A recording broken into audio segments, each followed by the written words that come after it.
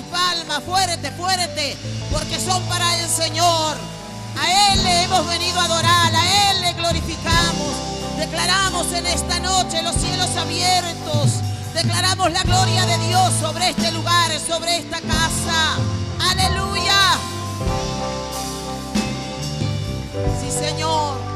Declaramos un tiempo profético sobre esta casa, sobre este lugar. Y el Espíritu Santo traerá un espíritu de sabiduría y de conocimiento de la persona del Mesías. Y el Espíritu Santo traerá la revelación de la palabra que será en esta noche establecida en nuestros corazones para bendición de nuestras vidas. Te declaro en esta noche que vas a ser vivificado por la palabra. Va a ser establecida tu casa, tu familia, tu corazón, tus hijos, tu matrimonio en este Dios poderoso. Dale fuertes palmas al Señor Jesús. A Él declaramos honor, gloria, exaltación.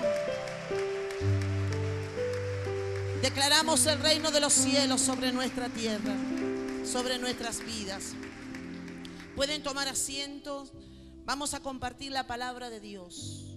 La primera institución instituida por Dios es la familia. La familia no es un diseño de los hombres, sino es un diseño del cielo. La familia fue diseñada por Dios. ¿Cuántos dicen amén? La familia es un grupo de personas relacionadas entre sí por vínculo de consanguinidad, sangre o legal.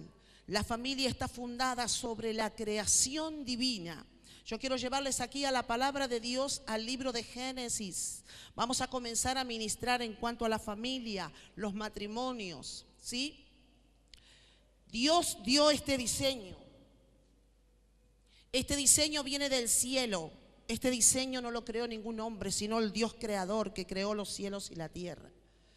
Tenemos una palabra escritural, la cual usted puede seguirme en esta noche. Y en el libro de Génesis, en el capítulo 1, dice la palabra, versículos 27 en adelante. Y creó Dios al hombre a su imagen. ¿Quién lo creó al hombre? Dios. A imagen de Dios lo creó, varón y hembra los creó. Y los bendijo Dios y les dijo, fructificad, multiplicaos, llenad la tierra y sojuzgadla. Señorad en los peces del mar, en las aves de los cielos y en todas las bestias que se mueven sobre la tierra. Sigue diciendo en el capítulo 2 del libro de Génesis, en el versículo 18 en adelante. Y dijo Jehová Dios, no es bueno que el hombre esté solo, le haré una ayuda idónea. Allí en la palabra, en el mismo capítulo, la palabra sigue diciendo, dijo entonces Adán, profetizó Adán sobre su mujer, esto es ahora hueso de mis huesos y carne de mi carne, y esta será llamada varona, porque del varón fue tomada. El 24, por tanto dejará el hombre a su padre y a su madre y se unirá a su mujer y serán una sola carne. Amén. Cuando tenemos esta palabra escrita y cuando tenemos esta palabra de Dios, podemos ver que el único que diseñó todas las cosas y creó es Dios. Y que Dios tiene para la humanidad que creó, y en ese momento en que crea a estos dos seres humanos llamados Adán y Eva, su primera creación, había un propósito. El propósito de Dios era que se multiplicaran, que sojuzgaran la tierra, que la gobernaran, que tuvieran autoridad sobre todo lo que Dios había creado y que se multiplicaran entre sí. Entonces el propósito de Dios nace en un matrimonio. Y nace a través de la bendición de Dios cuando dos personas deciden casarse. Por eso, conforme al gobierno de Dios que tenemos sobre nuestras vidas, al Dios de Israel, a la palabra escrita, a la ley de Dios, todos nosotros, cuando hemos decidido, en cuanto a los casados que estamos aquí, tomar la decisión de casarnos, yo le voy a dar a usted la misma palabra que se me dio a mí en el momento. Si yo quería estar de novia y quería vivir con ese hombre toda la vida, me tenía que casar. Y es así, sí, porque no existe en Dios una modalidad en cuanto a tener concubinato. Ese es otro diseño fuera de Dios. Es una segunda opción, el plan B. El plan B. Entramos a conocernos y si la cosa nos va bien y si no, cada uno por su lado. No es así en cuanto a Dios, no es así. Porque Dios es preciso, es ordenado y Dios hace todas las cosas con un gobierno de orden y de bendición. Y para eso tiene que haber un pacto de Dios. El matrimonio es una institución civil como religiosa y por lo tanto sujeta a reglamentos legales. El matrimonio es un estado honroso, instituido por Dios y santificado en la presencia de nuestro Señor en las bodas de Cana de Galilea. Cuando el Señor estuvo iniciando su ministerio, se encontró en una boda y eso nos habla, eso nos enseña, eso nos dice que si el Señor mismo estuvo comenzando, iniciando su ministerio y llega justamente a donde hay una boda, no es una casualidad, sino que nos está hablando que el Señor entró a ese lugar para bendecir el inicio, que no solamente del ministerio de Cristo, sino que el inicio de dos personas que se amaban. Está diciendo, yo quiero estar en este proyecto, yo quiero estar en este pacto, yo quiero bendecir estas bodas. Por eso la palabra del Señor nos habla en el libro de Eclesiastés 3 y nos dice, cordón de 3 dobleces no se romperá tan fácilmente. Esto nos habla que cuando Cristo está en ese proyecto, entonces las cosas están en Dios y en Dios las cosas salen bien. Quiere decir que nosotros, o que el postulante a casarse, debe saber que tiene que hacer un pacto delante de Dios. Debe saber de que esto es algo sagrado conforme dice las Escrituras. Las Sagradas Escrituras se lee que es honroso en todo el matrimonio y se le consagra como un símbolo de unión mística entre Cristo y la iglesia. Quiere decir que este no es solamente un paso más. Vamos al civil, conforme las leyes legales de cada gobierno, de cada país, y tenemos el papelito y la libreta en mano y se terminó el asunto. A quienes vivimos en Dios y conforme a la ley escrita que viene de la ley de los hebreos y del Dios de los hebreos, y nuestro Rey y Señor y Salvador hebreo, y Cristo dice que no vino a abrogar la ley sino a cumplirla. Todo lo que en el libro de Pentateuco y en la ley de Dios se ordenó. Por lo tanto, nosotros tenemos en Cristo que ordenar nuestras vidas y saber de que cuando nos casamos, hacemos un pacto no solamente con la persona en sí, en el compromiso, juramento que hacemos, sino que aquel compromiso, pacto, acuerdo, es delante de Dios y es Dios, así como legalmente. Cuando la persona va a un registro civil y se casa, hay una ley civil que lo legaliza, que lo aprueba, que le da derechos tanto al hombre como a la mujer. Así también cuando nos casamos y en esa hermosa ceremonia religiosa, que no es solamente porque sea hermosa, sino por el pacto que estamos efectuando delante de Dios. Y cuando ese pacto se está haciendo delante de Dios y esas dos vidas que vienen decididos a vivir, porque tengo que decirte que el casamiento es para toda la vida, no es para una temporada, no, es para toda la vida. Entonces esas dos personas que vienen delante de Dios con el amor en el corazón de vivir para siempre, y solamente Cristo puede tomar el sí, yo quiero, que no solamente se le da a un hombre o una mujer, sino que el sí, yo quiero, se está dando delante de Dios. Quiere decir que daremos cuenta por lo que decimos, ¿sí? Y quiero decirle, no quiero asustar a nadie, no me mire así, por favor. Quiero decirle que lo mejor que hay, como la palabra dice, no es bueno que el hombre esté solo. Y no es bueno tampoco que la mujer esté sola. Por lo tanto, dice que llegará un tiempo donde dejarán su padre y su madre y se unirán y serán una sola persona para vivir el proyecto y el diseño de Dios que se le otorga a cada matrimonio y en sí a cada familia. Ahora, el infierno también pone sus proyectos y quiere cambiar todo lo que Dios ha diseñado. Quiere cambiar el diseño original con el cual Dios diseñó como postulantes y como de hecho esposos a Adán y a Eva. El diseño, ese diseño, el infierno ha tratado de demolerlo, de destruirlo y paralelamente poner su diseño. Y si no, otro plan. Vamos a juntarnos. Eso no existe para los cristianos, porque no deja de ser un diseño que no pertenece a Dios. Por lo tanto, eso no es de Dios. Yo quiero llevarle a usted a la palabra de Dios.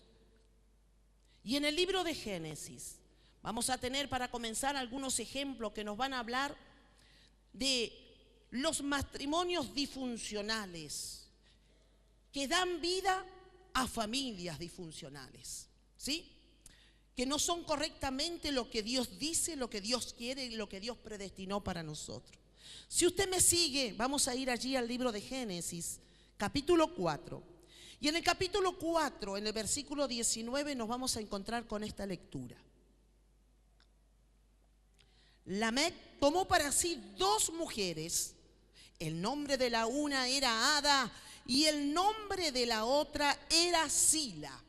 Se reconoce a través de la historia que es el primer hombre que toma 2 mujeres y que comienza a vivir en la poligamia, en el adulterio. Algo que Dios prohíbe totalmente. Dios en su palabra dio ese diseño, el diseño genuino. Pero un día se levantó Lamec y tomó 2 mujeres.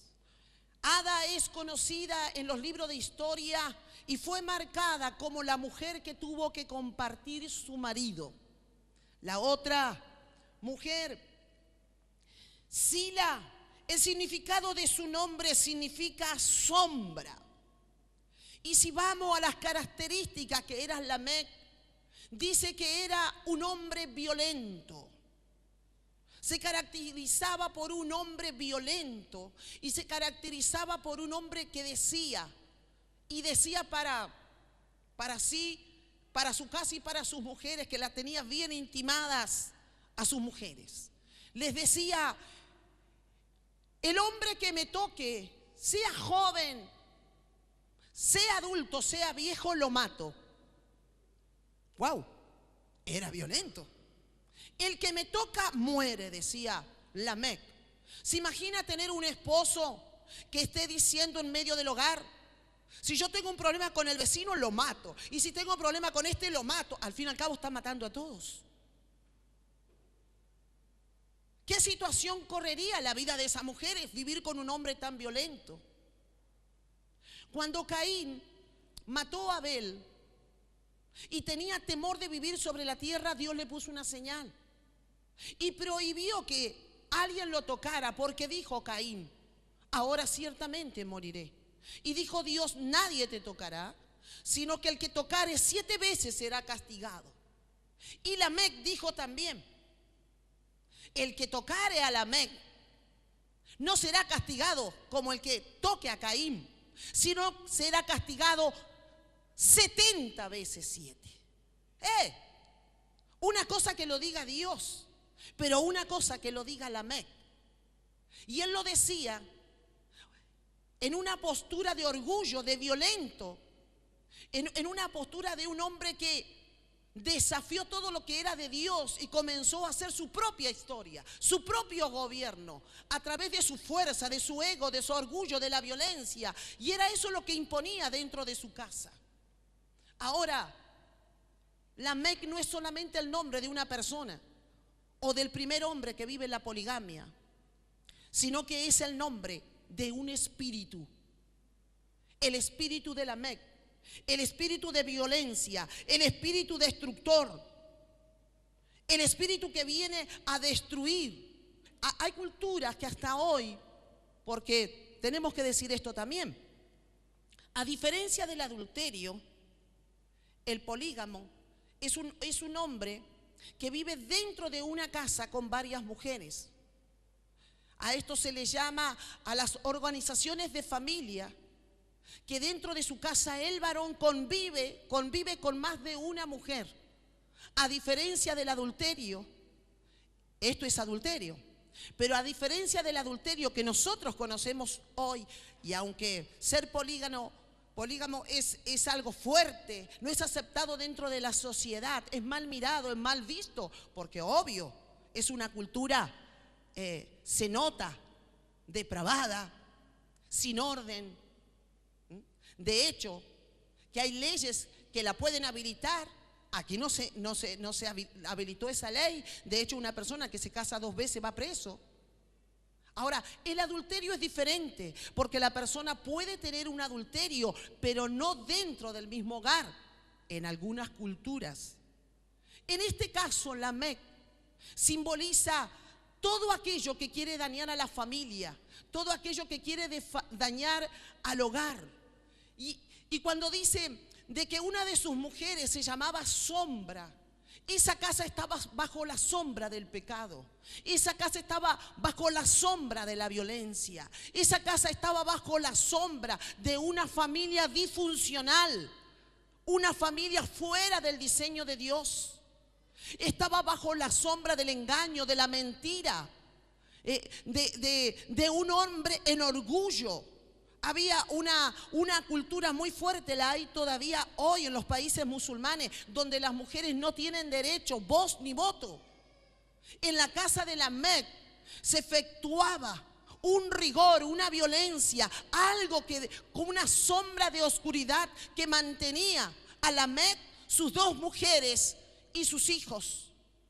Ese espíritu de Lamec es el espíritu que quiere darnos la invitación que se puede vivir de una forma diferente a lo que Dios dijo, que podemos hacer nuestras propias reglas, nuestras propias leyes, reglamentos, y que podemos, ¿por qué no? Ese es el espíritu de Lamec, es el espíritu de deshonra dentro de una casa, dentro de un hogar, porque considero a esas mujeres. ¿Quién quisiera vivir en una casa donde hay un varón conviviendo con 5 mujeres? ¿Se imagina que dentro de una casa viviendo un matrimonio hay cosas que se complican, hay cosas que se van fuera de lugar? ¿Se imagina usted en una casa donde hay 5 mujeres que comparten el mismo hombre?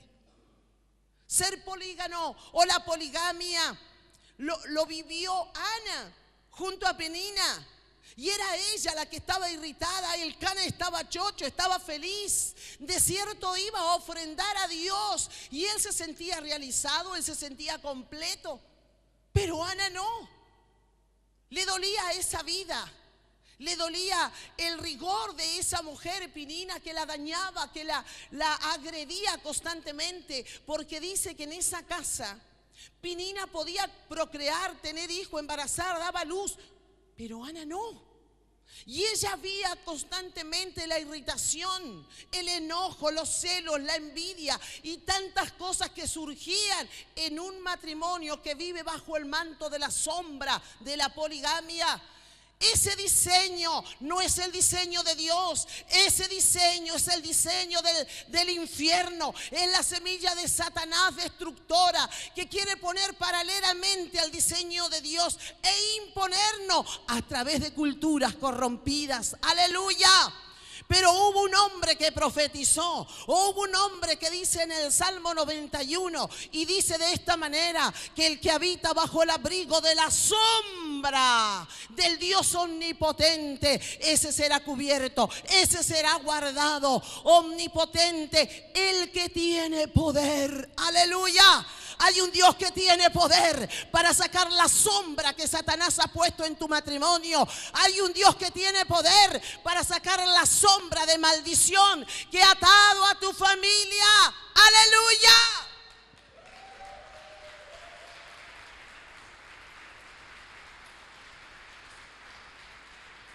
Porque el que vive bajo el abrigo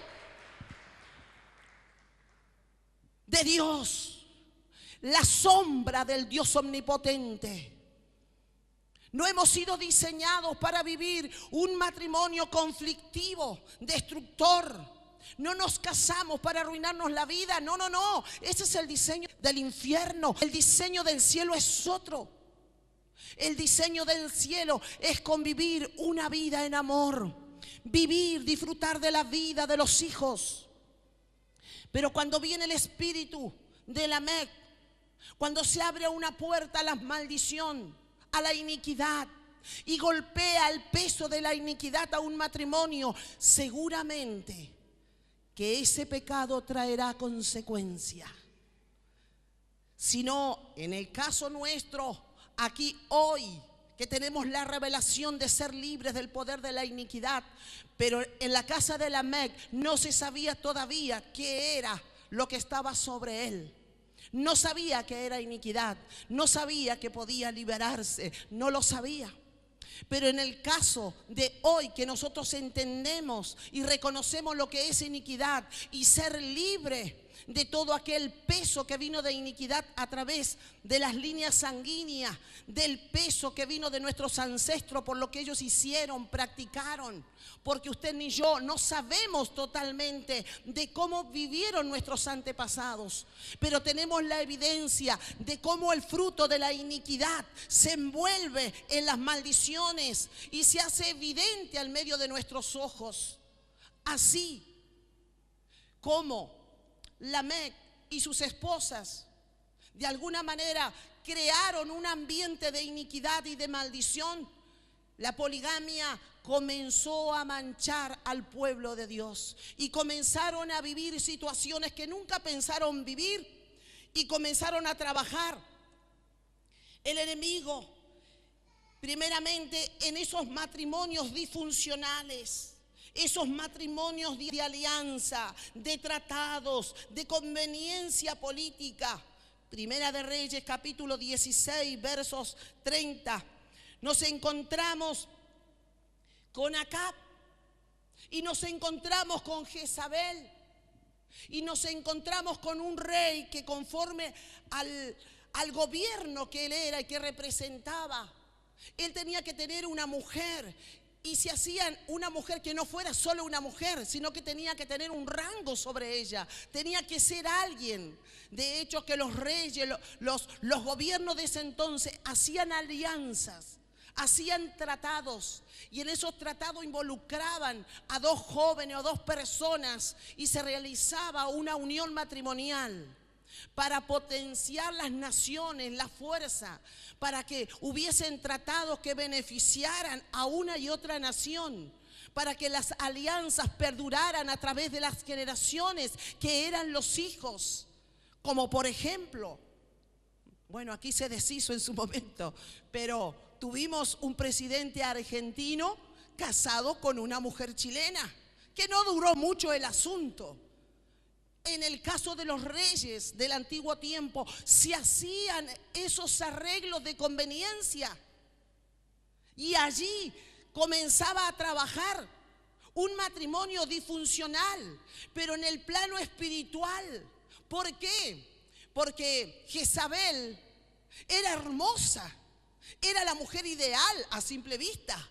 Pero ella, cuando viene a establecerse y a ocupar el lugar de la dama, de la primera dama, de la reina de Israel, ella se trajo toda su cultura, ella se trajo todos sus dioses, ella se trajo toda su hechicería, ella traía en su corazón al dios Baal, ella servía al dios Ra, al dios Sol, ella trajo todo eso dentro de su corazón. Ella no vino solamente con las maletas y equipajes y con la ropa esplendorosa de reina, no, no, no, con su investidura, con sus joyas. Ella trajo sus dioses y ella lo estableció. No solamente fuera, lo estableció en el corazón de su marido. Primero manipuló y conquistó a través de la seducción, a través de la hechicería, de la manipulación. Vino y se estableció en el corazón de Acab, a tal punto que Acab nada podía hacer si no preguntaba a su esposa. Y aun cuando él era el rey, él tenía que dar una orden precisa. Él debía resguardar el sacerdocio, el sacerdocio nacional de gobierno. La responsabilidad de hombre, la responsabilidad de cabeza estaba en Acab, pero Acab comenzó a perder autoridad ante la hechicería de Jezabel y comenzó a entregar. Cuando ella le pedía los lugares altos para sacar los altares que eran a Jehová, ella se los daba. Cuando ella pedía la cabeza de Nabot para tener la viña para su esposo y tramar engaño, mentira, ella se lo daba. Y el corazón de Acab se sentía honrado, se sentía completo al saber de que esta mujer parecía que era la mujer. Todo lo que él quería, ella lo tenía. Todo lo que él deseaba, ella se lo daba. Y así manipulaba con hechicería el corazón. Hasta que dice la palabra de Dios. Y termina el reinado Acab diciendo: él fue mucho más malo, hizo muchas más malas obras que todos los reyes que habían existido hasta entonces. Aún más aumentó su maldad, aumentó su pecado. Dice que comenzó a pasar los hijos por el fuego, cosa que Dios no permitía. Los primogénitos comenzaron a ponerlos en las ciudades, en las puertas de las ciudades. Allí los enterraban vivos, a punto de levantar una muralla, una casa, lo que fuese, una casa real, la puerta de la ciudad. Y comenzó a trabajar totalmente la hechicería. Tarde que temprano eso trajo ese matrimonio incorrecto por alianza, ese matrimonio fuera de la voluntad de Dios, trajo su consecuencia. Y no es solo la familia de Acab, fue la familia de Israel la que fue contaminada por la maldad. Fue la familia de Israel que cayó en el pecado, hasta que tuvo que aparecer un hombre y un profeta de Dios llamado Elías para que el fuego del cielo descendiera. ¿Cuántos dicen amén en esta hermosa noche? Las familias que practican la poligamia. Estamos aquí en Génesis capítulo 35, versos 22. Primeramente vamos a tomar a Sara, a Abraham y a la esclava egipcia. Abraham, el padre de la fe, pero conforme las culturas, tenía una palabra profética. La palabra profética era que le nacería el hijo de la promesa, que nacería un Isaac. Y estuvieron toda la vida esperando que el milagro sucediera, pero no sucedía. Y dice que se apuró Sara y le dijo a Abraham: ¿por qué no tomas a mi sierva egipcia, Agar? Tómala, así como lo hacen las culturas de aquí, así como lo hacen los demás. Tómala tú, y de allí quizás Dios nos dé el hijo que esperamos. Su hijo será mi hijo y será el heredero de todo. Y así se hizo. Pero luego le pesó a Sara. En primer lugar, porque se interpuso y intervino en los planes divinos. Ay, cuando nos oponemos y cuando creemos ser Dios y hacemos cosas creyéndonos que porque tenemos un rango, una autoridad, experiencia o no sé por qué, porque somos padres, podemos hacer y deshacer. No. Dios tenía una palabra sobre la cabeza de Abraham. Y Dios tenía una palabra sobre la cabeza de Sara. Solamente que Dios estaba esperando el tiempo del proceso, el tiempo en que ellos mismos en sus fuerzas físicas perdieran hasta aún el ánimo. Pero no obstante, ahí la palabra profética de lo que Dios le había hablado estaba a punto de nacer. Aleluya. Está a punto de nacer una palabra profética que está guardada, escondida en tu corazón. Yo no sé cuánto tiempo, aleluya, pero hay una palabra profética que va a salir a luz. Aleluya. No te canses de esperar. Y se metió Sara al proyecto de Dios y le dijo: toma Agar. Y cuando tomó Agar, pasó lo que tenía que pasar. Y luego crece Ismael. Y luego Sara también tiene un hijo. Y resulta que después le molestaba a Ismael y le molestaba a Agar. Y le dijo: echa a la esclava egipcia del campamento. Échala, porque no quiero verla, porque me irrita, porque su hijo Ismael maltrata y golpea a Isaac y se burla de él. Échalo. Por ese error de Sara, hoy tenemos los países musulmanes. Hoy tenemos a los de ISIS, a los terroristas.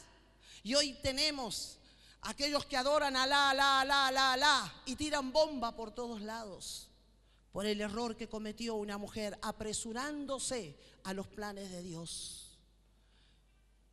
Y aún en todo eso, cuando todo eso estaba allí, Dios, que es Dios de amor y de misericordia, cuando huía Agar de Sara, su señora, porque la golpeaba con sus palabras, la irritaba, la maltrataba. Cuando lloró Agar en la fuente del viviente que me ve, diciendo: Dios, yo veo todas las cosas. Yo veo un plan para Sara, un plan para Abraham, pero aún más, Agar, yo veo un plan para ti. No te voy a desamparar, tu hijo lo voy a cubrir, lo voy a bendecir, porque es hijo de Abraham. Aleluya. Dios tiene recompensa aún para aquello que no está totalmente en el diseño de Dios. ¿Cuántos dicen amén en esta noche? Matrimonios disfuncionales. Tenemos aquí a Jacobo. Dios había dispuesto a su eternidad que Jacobo iba a tener 12 hijos. ¿Se acuerda? Jacobo trabajó 7 años por una mujer llamada Raquel, a quien amaba, y le dieron a Lea, porque era la costumbre, dijo el padre: nunca se da la menor antes que se dé la mayor. Pero como la cultura nuestra, dijo el padre, es que podés tomar las dos. A diferencia, luego de la ley de Dios que vino de boca de Jehová Dios a Moisés, ya esta cultura que se practicaba también en Israel dejó de existir. Y se prohibió casarse entre hermanos, primos hermanos y todo lo que tuviera una relación sanguínea. Pero estaba Jacobo. Jacobo estaba en otra tierra, todavía estaba en esa tierra, se podía hacer, y él lo hizo. Y Lea fue esposa de Jacob, y Raquel lo fue también, y él tuvo que trabajar por una y por otra. Cuando tú no estás en el plan de Dios correcto, tendrás que trabajar más de lo que tienes que trabajar. ¿Sí? Cuando tú te entras a un proyecto incorrecto, tendrás que trabajar el doble de lo que tengas que trabajar, o ser procesado más de lo que tenías que ser procesado. Y cuando Raquel ve que Lea tiene hijos, 1, 2, 3, 4, y ella no tiene, entonces se le ocurrió una idea: hagamos esto. Raquel le dio a Bilba para que tuvieran hijos por ella, y Lea le dio a Silpa. Y esas 4 mujeres comenzaron a darle hijos a Jacobo, a tal punto que estas mujeres llegaron a tener hasta una competencia por la reproducción de hijos. Había un plan de Dios para tener 12 hijos, pero ellas comenzaron a meterse también en ese plan de Dios. Y cuando Raquel vio que Lea tenía tantos hijos, le dijo: toma a mi esclava. Y cuando Lea no podía tener, también dijo: toma a mi esclava. Y las 4 mujeres comenzaron a producir, a tal punto que dice que en una oportunidad viene el hijo de Lea, Rubén, con unas ricas frutas, madrogueras creo que son, y los ve Raquel: ay, qué ricas frutas. Y le dice a Lea: Lea, qué rica fruta que trajo tu hijo, ¿me das? y la otra la tenía aquí. Ah, ¿querés mi fruta? ¿Querés mi hijo? Me quitaste el marido. Vos sos mi hermana y querés todo. No, le dijo, así no es. ¿Querés la fruta? Sí. Entonces esta noche tu esposo, mi esposo, dormirá conmigo. Y tramaron un negocio, una trama. Por supuesto, Jacobo iba donde lo atendían bien. Era el matrimonio. Ellos vivían así, era su cultura. Entonces cuando lo ve venir Lea, Jacobo salió corriendo y le dijo, amado mío, te he alquilado. ¿Qué? Te he alquilado por unas frutas. Hoy no dormirás en la tienda en la casa de Raquel. Hoy dormirás conmigo en mi casa, porque Raquel está de acuerdo por las frutas que trajo Rubén nuestro hijo. Y dijo Jacobo, ir para acá y para allá, bueno, listo. Esa noche engendraron a Isacar, el quinto hijo de Lea. ¿Qué quiero decir con esto? Que aunque las cosas no estaban tan bien, Dios en su eternidad había dispuesto que Jacobo iba a tener 12 hijos. ¿Cómo lo iba a hacer? Si era solamente con Raquel y las cosas no se dieron, y si era también con Lea y las cosas no se dieron, y si era poniendo las esclavas y las cosas no se daban, no sé. Pero una cosa yo te digo, que cuando Dios tiene un plan desde los mismos cielos, Dios va a ordenar todas las cosas. Aleluya. Dios tiene un plan, ¿cuántos hijos vas a tener? Tú y yo tenemos un orden establecido por Dios y no nos vamos a salir de ese orden.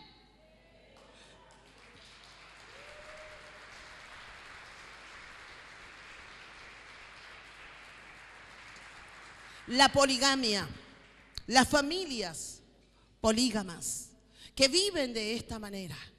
Y de alguna manera esto se comenzó a acrecentar. La iniquidad, las maldiciones se comenzaron a enredarse a tal punto que se deterioró un poco lo que es el tema del casamiento, el tema del pacto delante de Dios. La gente se complica. Es que no encuentro esposa, pastora, no encuentro esposo, ¿cómo es la cosa? ¿Cómo es el asunto? ¿Cómo tenemos que hacer? La cosa no es tan complicada. La palabra del Señor nos enseña, creo que es en Génesis capítulo 24. Abraham quería esposa para su hijo Isaac, el hijo de la promesa. Y le dijo a su mayordomo, ve en busca de esposa para mi hijo Isaac. Pero no la tome de esta tierra de Canaán, porque esta tierra está contaminada. Ellos sirven a dioses ajenos. Yo no quiero eso para mi hijo.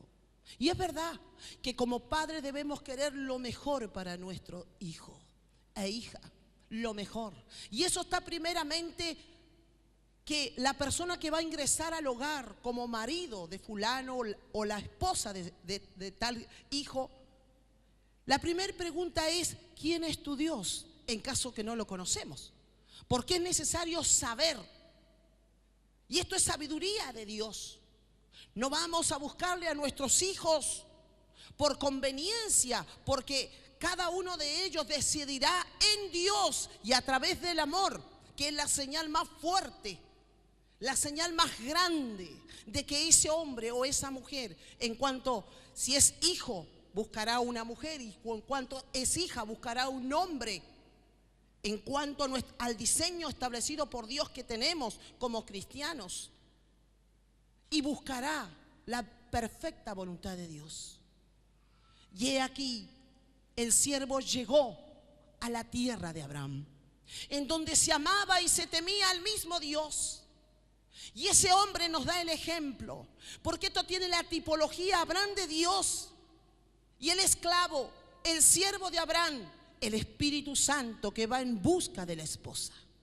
Cuando llegó a esa tierra, dijo: Dios mío, yo te pido hoy, he venido a esta tierra en busca de esposa para Isaac. Yo te pido que la jovencita que venga sea esa joven que me dé agua a mí, a mis criados y a los animales. Inmediatamente apareció Rebeca, la pastora, la que todos los días hacía ese proyecto, la que todos los días cuidaba las ovejas, obedecía a los padres. ¿Cuándo se pensó Rebeca, la pastora, la que vivía en el campo cuidando las chivas, de que un día en ese lugar ahí, en el pozo de su padre, se iba a encontrar con un forastero que le dice: ¿quién eres tú? Yo soy Rebeca, hija de... Y este dijo: ¡wow! Respuesta de Dios. Esta es la joven. Son parientes de Abraham, mi amo. Llévame donde tu padre. Y allí la llevaron a Rebeca. Y allí la pidieron. Y dice el padre: pregúntenle a ella si se quiere ir. Y le dijeron a Rebeca: Rebeca, ¿tú te quieres ir a casar con el hijo del millonario más grande de la tierra de allá? El hombre que tiene joya, que tiene esclava, que tiene sirvientas para que te sirvan. Vas a comer de lo... Ni lo pensó. Todavía no era la hora, ya estaba allí arriba el burro esperando que se la llevaran. Y su gente le profetizó y le dijo: vete en paz, hermana mía, sé madre de naciones, aleluya. Yo te profetizo en esta noche que la mujer que estás esperando te está esperando a ti al lado del pozo. Y ese pozo se llama palabra, revelación, oración. Hay una mujer hermosa, preciosa, que está orando por el ungido de la promesa, aleluya. Hay un hombre que está orando por la ungida de la promesa y está pidiendo a Dios: papito amado, tráela pronto, tráela pronto. Ella es diferente a todas las otras mujeres y él es diferente a todos los otros hombres. La gente se pregunta y dice: ¿qué señal tenemos? Si es de Dios o no es de Dios. Tendremos un sueño, una revelación, vendrá un lienzo de arriba y me dirá: esta es, esta no, aquella tampoco. No. La señal más grande es el amor. Porque esa señal viene del cielo. Porque Dios es amor. Por eso, buscar esposa, esposo para casarse no es cualquier cosa. Presentarse delante de Dios no es un trámite más. No es la mejor noche de tu vida solamente. Es un pacto que se efectúa de compromiso delante de una persona y de Dios para toda la vida. Por eso que cuando tú tienes ministerio tienes que saber con quién te vas a casar. Por eso cuando tú tienes llamado, fuiste llamado para ser hijo, para ser hija de Dios, y te encontraste con una persona en internet que no sabes quién es, pará, cálmate. Decirle que está al lado, al soltero: para, cálmate, para, todavía no, para. Primero vamos al altar de Dios. Dice de esto: los casamientos disfuncionales, los yugos desigual. Hemos visto gente con gran llamado, señoritas poderosas, pero se casaron incorrectamente. Jóvenes con un llamado de aquellos a las naciones, pero se encontraron con una mujer que dice: ¿sabes qué, mi amor? Yo no subo a los aviones. Si Dios te dio un hombre que va a viajar en las naciones, Dios te va a dar una esposa que cuando vos digas: vamos, vamos, listo. Había una diferencia tremenda entre Nabal y Abigail. Era un yugo desigual total lo que ellos vivían. Dice que ella era de buen entendimiento y de hermosa apariencia. Primera de Samuel, capítulo 25, versos 1 y 3. Y él era duro y de malas palabras. ¡Wow! Ella era la hermosa y él era la bestia. No. Era duro. De hecho, que complicó a toda la familia en el problema con David. No sabía responder, no tenía sabiduría. Pero la Escritura nos habla que Abigail no solamente era hermosa, Era sabia, era entendida. Era una mujer que sabía cómo hacer para liberar su casa del poder de la venganza, de la muerte. Y cuando David había dicho, por causa de la respuesta dura de Nabal, que iba a destruir esa casa, Abigail, cuando se enteró de esto, inmediatamente se activó en defensa de su casa y se fue en busca de David. Y cuando lo ve, cae en tierra y pide gracia y misericordia. Y si no hubiera sido que esta mujer hubiera hecho eso, David hubiera destruido en aquella noche, en aquel día, toda su casa.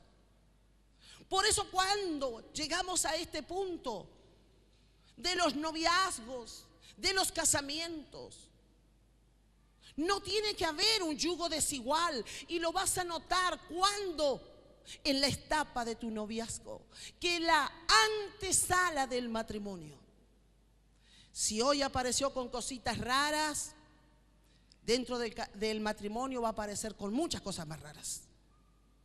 Si hoy no estás seguro, no te cases, no te cases, porque la inseguridad es falta de fe, la fe produce duda y la duda no es de Dios. Quien ama, ama.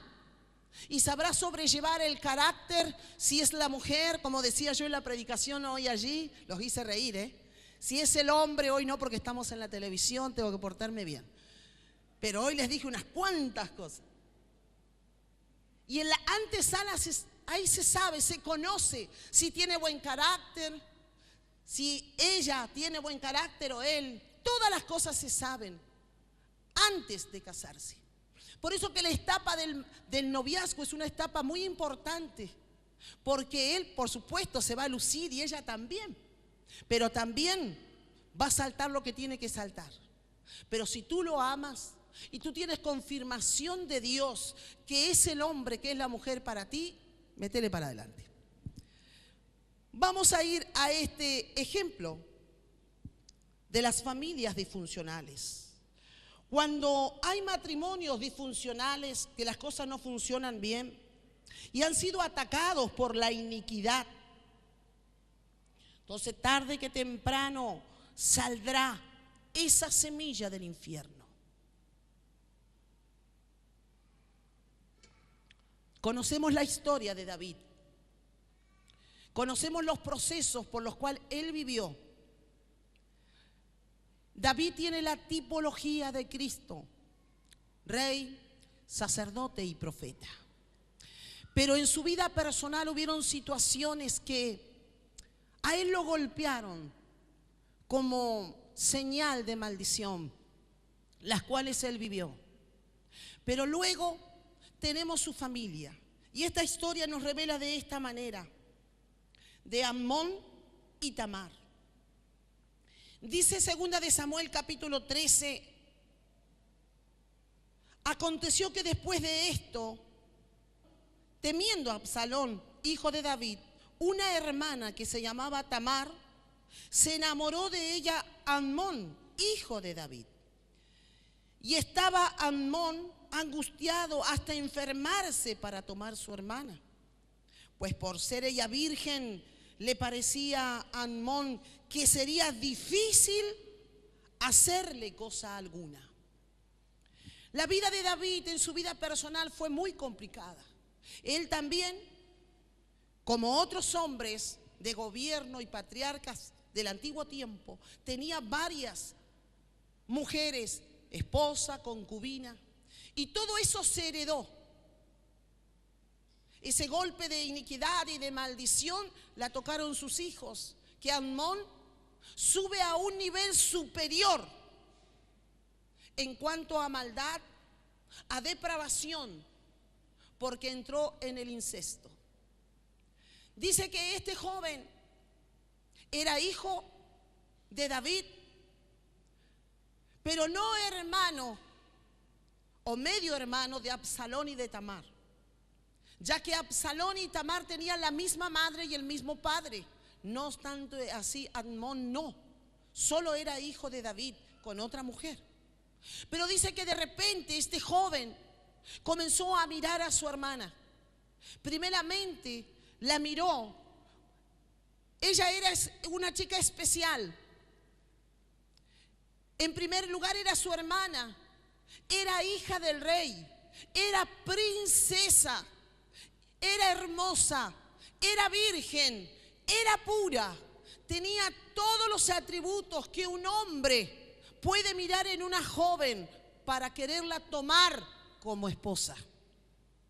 Pero este era su medio hermano. Había un lazo sanguíneo. Y dice, difícilmente yo podré tomarla.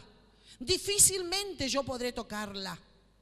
Y en aquel entonces los príncipes también vivían en sus residencias personales. No todos convivían en el mismo palacio o en el mismo lugar.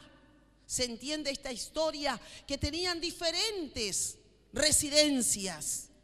Y este Amnón estaba solo y tenía un amigo. Y él abrió su corazón a su amigo y le dijo: estoy enamorado de mi hermana o de mi media hermana. Hasta me estoy enfermando de amor por ella. Y el otro no tuvo mejor idea en cuanto a hacer una trama de engaño, de mentira, para llamar a la hermana y que enviaran la hermana a cuidarle y de esa manera poder tomarla. Le dijo: ¿por qué no te finges enfermo? Fíjate enfermo y vendrá el rey. Y cuando venga el rey David, tú le dices que necesitas que alguien te atienda, aunque él tenía los sirvientes. Pero tú le dices, le abre tu corazón y le dices: yo quisiera que viniera mi hermana Tamar a hacerme la comida porque yo me siento mal, me siento triste, no sé lo que me pasa. Depravado. Y así fue. David escuchó aquello y mandó a Tamar. Tamar era muy apegada a Absalom. Aún más, dice que estaban muy cerca el uno con el otro porque eran hermanos de sangre. A diferencia de los demás también, porque eran muchos hijos de David, diferentes esposas. Cuando viene Tamar, él hace echar a los sirvientes de la casa, porque el plan ya estaba elaborado, fraguado. La maldad ya estaba en camino. Cuando entra Tamar, él pide a los sirvientes que se vayan y le dice a ella: hazme una comida. Y si está en bien también, ¿por qué no me la sirves en la alcoba? Porque no me siento bien en la habitación. Ella en su inocencia, porque era su hermano, en su bondad, en su pureza, porque en ella no había maldad, hizo tal cual su hermano le pidió. Le sirvió la comida en la alcoba, pero cuando él echó a los sirvientes y ellos estuvieron solos en la alcoba, él se insinuó hacia ella queriéndola tomar. Y ella le dijo: no, hermano mío, no hagas tal vergüenza, no hagas tal deshonra hacia mí, no avergüences a Israel, no me avergüences a mí. No, hermano mío, no hagas tal cosa de avergonzarme. Pero dice que él la redujo, porque dice las escrituras que era más fuerte que ella. La redujo, la tomó, la violó. Y luego que la violó, porque dice que este joven la amaba tanto, tanto, era lo que él creía, pensaba que era amor. No, dice que al momento de tomarla y de haberla violado, el amor que él creía sentir por ella se transformó en un tremendo odio y desprecio hacia ella. Y dice que nuevamente ella le clama y le ruega, al verse sometida, mancillada, avergonzada, violada, él le dice a los sirvientes, los llama y le dice: sáquenme a esta de aquí. Y ella le ruega y le dice: no hagas tal mal, me has avergonzado, me has deshonrado. Pídeme a nuestro padre el rey y él no te negará.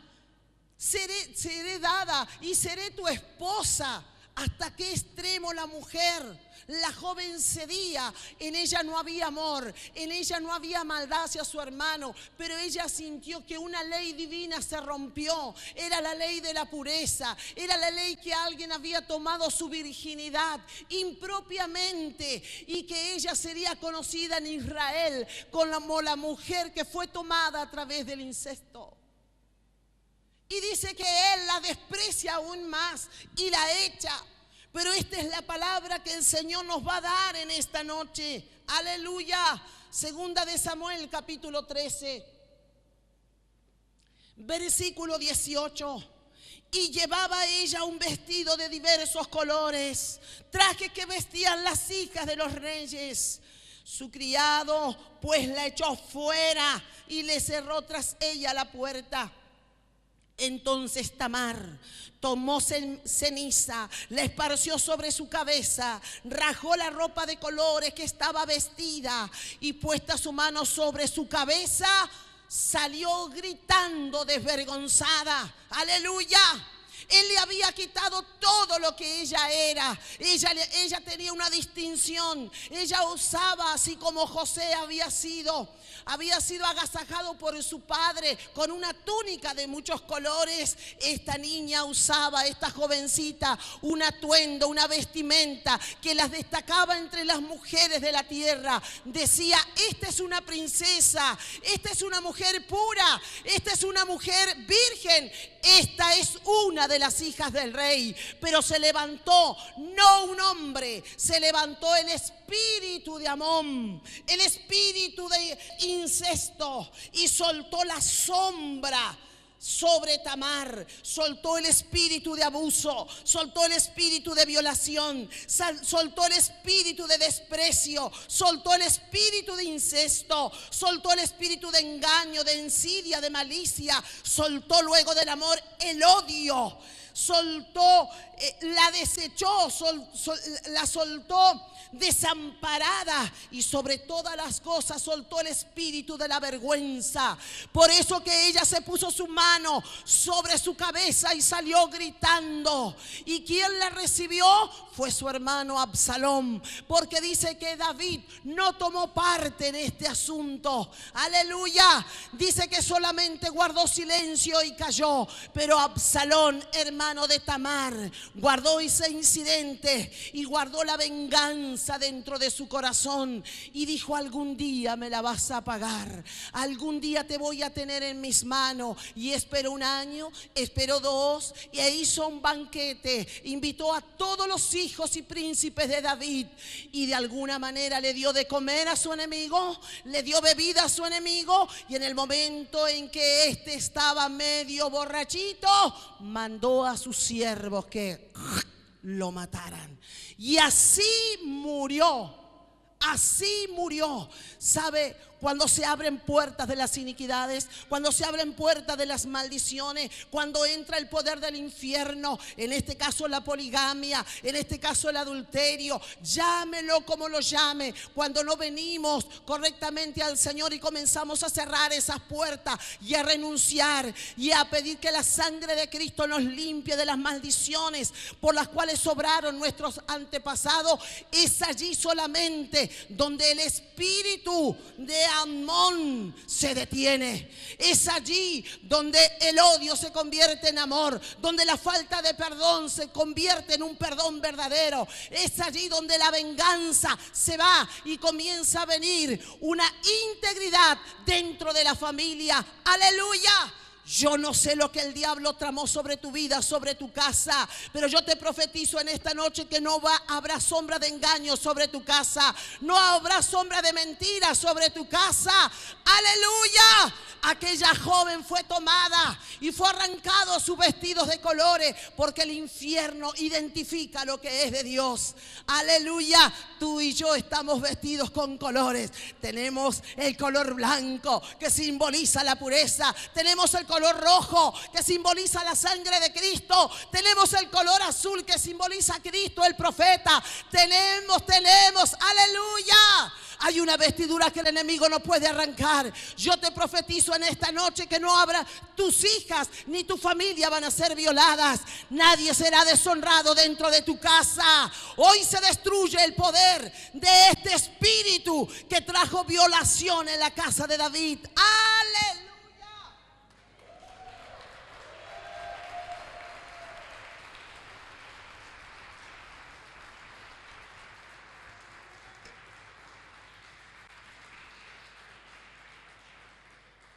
Todo lo que el diablo preparó es destruido. Hablamos mucho del rey David, pero hay algo que de hace tiempo me conmueve. Primera de Reyes, capítulo 1. Del versículo 1 al 4 tenemos una historia, y en esa historia entra una joven que servía al rey, Abisagat. Abisagat, la sunamita. Se dice de ella que una mujer sunamita era sumamente bella. Si David tuvo todos los errores, pecó delante de Dios, abrió una puerta de iniquidad donde su familia tuvo un matrimonio disfuncional, una familia disfuncional y un montón de cosas, pero aún así Dios en su gracia lo estableció en su reino como rey sobre Israel y a su generación. Pero una cosa se cuenta de él al morir. Dice que estaba terminando ya su vida, su ancianidad, y no había forma de calentarlo, no había forma de protegerlo por su estado anciano. Demos cuenta de que no se tenían las calefacciones que hoy hay, y estaba sumamente terminando sus días. Pero dice que se le otorga una joven, esta joven, bella y hermosa, que acompañaba al rey en su cama, que le servía, que le suplía de todo lo que él necesitaba. Pero dice las escrituras, pero David nunca la conoció, nunca la tocó, nunca mancilló a esa joven sunamita. Y esto habla de la pureza de padre que había en él. Esto habla de la pureza, porque hay una generación, hemos sido todos contaminados por generaciones, pero se levanta una generación diferente de Abisagat, una generación pura, una generación que está para servir al rey, una generación que está para agradar al amado, una generación que está para vivir. En cuanto a esta mujer no lo hizo, pero la iglesia toma ese simbolismo, porque no hay mayor amor el que Cristo hizo por la iglesia. Es el simbolismo místico del casamiento más profundo espiritual. La palabra de Dios lo dice en el libro de Efesios, y nos habla y nos dice: marido, amad a vuestras mujeres, así como Cristo amó a su iglesia y se entregó a sí mismo por ella. El rey se está entregando a su iglesia. El rey está amando. El rey está deseando adoración, amores. El rey está soltando, pero se tiene que levantar una generación pura. Se tiene que levantar una generación que sí quiera entrar en el lugar secreto, en la habitación del rey. Se tiene que levantar una generación de Abisagat, una generación que sirve, una generación que vive, aleluya, que vive y ama estar delante del rey. Hoy nos paramos en este lugar declarando que por la gracia de Dios hemos sido restaurados en su amor y en su gracia. Hay gente que no creen en la restauración, o que desechan y dicen: este hombre, esta mujer, este matrimonio, esta familia ya está, se tienen que ir de la ciudad. No, Dios no dice así. Cuando Jeremías entró a la casa del alfarero y vio cómo él estaba trabajando en la vasija, y cómo se le rompe la vasija, e inmediatamente el maestro en el oficio la hizo de nuevo y quedó en su diseño original. Eso es restauración. Y el Señor le dijo a Jeremías: ¿acaso no podré hacer yo con vosotros como hice con la casa de Israel? Y se dio cuenta Jeremías se dio cuenta que Israel es una familia. Se dio cuenta que esa familia había pecado, pero Dios tenía poder, el omnipotente, el que todo lo puede, para restaurarla. Inmediatamente la vasija fue restaurada, porque Dios es Dios de restauración. Y usted no pregunte por qué este hizo esto y aquella hizo esto y por qué Dios lo restaura. Es que Dios es Dios, es un Dios de amor, porque al que mucho se le perdona, mucho se le ama. Aleluya. Y se encontró Elías en el monte Carmelo. El altar estaba destruido y abandonado, porque Jezabel, la bruja, la hechicera, había destruido a causa de su Dios el altar a Jehová. Y se levantó un profeta. ¿Cuántos se van a levantar en esta tierra? Alguien va a decir: yo voy a restaurar el altar. Alguien va a decir: yo voy a restaurar a mi familia. Alguien va a decir: aleluya. Se levantó un profeta llamado Elías y comenzó a restaurar el altar que estaba destruido, y comenzó a poner piedra sobre piedra según las tribus de Israel, y comenzó a edificar la familia de la casa de Dios que estaba destruida. Aleluya. Así viene un espíritu restaurador sobre tu casa. Así comienza a restaurarte tu matrimonio. Así se comienza a restaurar tu familia. Algo va a pasar, algo va a pasar, algo va a pasar. Aleluya. Dios necesita un hombre que se ponga de pie, una mujer que lo quiera y que comience a pelear.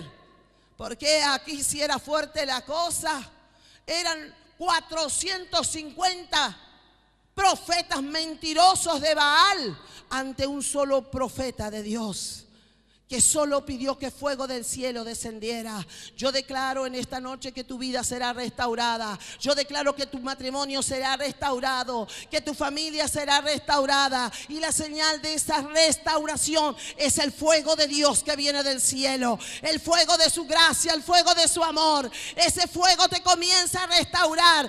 Tú que te pensabas divorciar, Dios te dice: no, no te vas a divorciar, porque yo voy a restaurarte. Voy a restaurar en tu corazón el altar, y voy a restaurar tu vida. Voy a restaurar tu esposo, voy a restaurar tu esposa. Tú que pensabas que tus hijos nunca te iban a acompañar a servir al Señor, mentira de Satanás, porque el omnipotente, el que todo lo puede, ha empezado a trabajar, ha empezado a trabajar, ha empezado a trabajar, porque el que habita en el abrigo del Altísimo morará bajo la sombra del Dios omnipotente. La sombra del Padre te comienza a cubrir, la sombra de amor, la sombra de gracia, la sombra de la restauración te comienza a cubrir.